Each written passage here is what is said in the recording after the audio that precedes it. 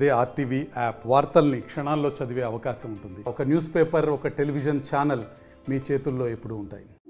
3-4 days back పాపం మా మాజీ మంత్రి మాజీ ఎమ్మెల్యే గారు ఈ 38 ట్యాంక్స్ నీళ్ళ విషయంలో ఆయన డౌట్ వచ్చింది. వీళ్ళు నిలిపారా అని చెప్పి డౌట్ వచ్చి నేరుగా గుడిపాడు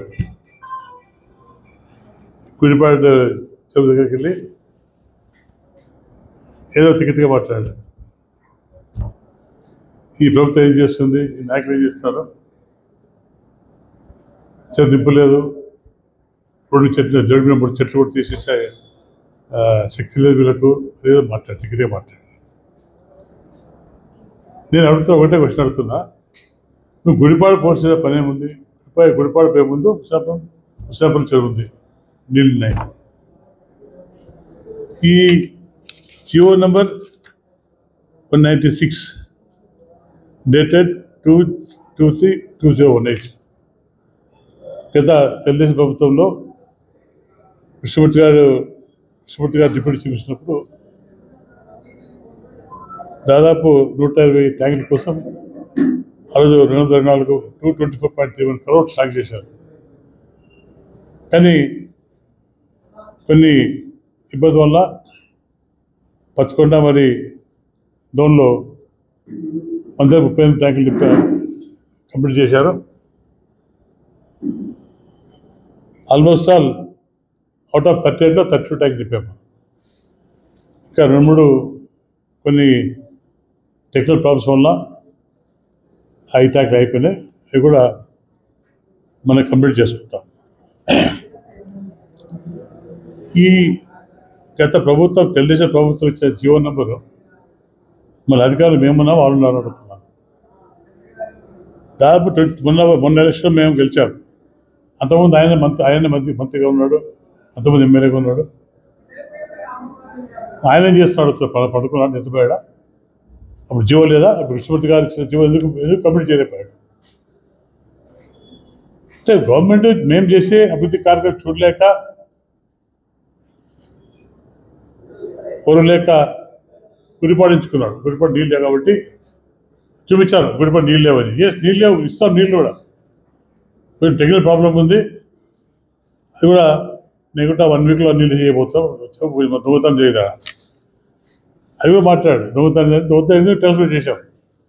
వాడు అక్కడ లేడు మనిషి, ఆ మనిషి అంతపు జిల్లాడు. ఇప్పుడు రమేష్ చదువుకుంటాను, వాడు ప్రొఫెసర్ దొంగతనం చేస్తుంటాడు, పైపులకు వస్తుంటాడు. వాడు అక్కడ జైల్లో ఉన్నాడు. జైలు మేము పట్టరాలేదు, జైలు పట్టుకొస్తారు, ప్రొఫెసర్ యాక్ట్ చేసుకుంటారు. ఏమైనా మ్యాక్స్ తీసుకున్నాం, ఎటువంటి ఉన్నామా ప్లీజ్. ఇప్పుడు ముఖ్యంగా ఈయన మంత్రిగా ఉన్నప్పుడు మళ్ళీ జేజేఎం కింద వచ్చింది. దాదాపు 300 కోట్లు ఇచ్చారు.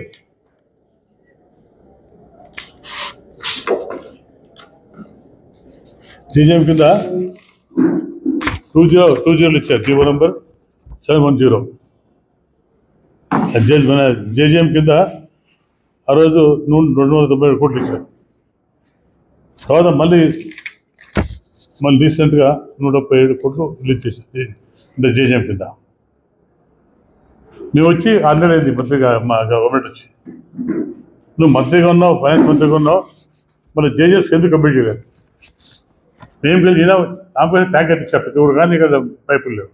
నేను గెలిచాక గవర్నమెంట్తో మాట్లాడి దాదాపు 5,000 టన్నులు తెప్పించాను. మొత్తం మీకు కనపడుతున్నాయి, ప్రతి రోజు నేను తెప్పించా పైపులు. ఆయన నిద్రపోతున్నా, ఆయన అభివృద్ధి చేశాను పెద్ద గొప్ప చెప్పుకుంటే ఇవన్నీ అభివృద్ధి కాదు. మేము చెప్పాం, క్లియర్ చెప్తాం, ట్యాంకులు నింపాం. తర్వాత రేపు మార్చి ఏప్రిల్లో నీళ్ళు ఇస్తాం, ప్రతి ఊరు నీళ్ళు ఇస్తాం.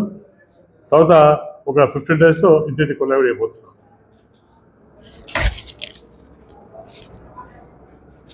పొరుగు లేక ఆయన చేయకుండా గొప్పలు చెప్తున్నాడు. ఇప్పుడు మేము బాస్గా ప్రాక్టికల్గా మేము చేసి చూపిస్తున్నాం. మేము ప్రజలకు ఏదైతే మాట ఇచ్చామో అవన్నీ కూడా మేము చూపిస్తాం తప్పకుండా.